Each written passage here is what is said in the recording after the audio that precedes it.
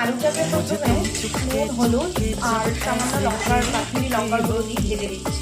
এই মশলাটার মধ্যে আমি টমেটো, একটা মিডিয়াম সাইজের টমেটো, কাঁচা লঙ্কা, আদা আর তেজপাতা আর হচ্ছে জিরে ধনে গুঁড়ো দিয়ে বেটে রেখেছি মশলাটা।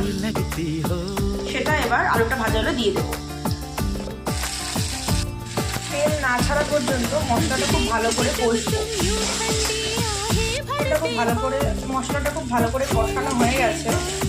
এই সময় আমি দিয়ে দেবো ছানা।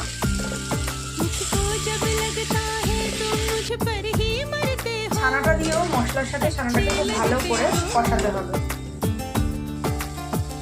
এই সময় অ্যাড করতে হবে চিনি আর গরম মশলার গুঁড়ো।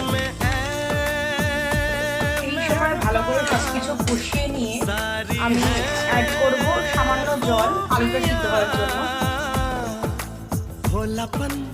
দেখুন এই সময় আমি একটু ঢাকা দিয়ে দেব যাতে আলুটা সিদ্ধ হওয়ার জন্য। আমার এই আইটেমটা প্রায় রেডি।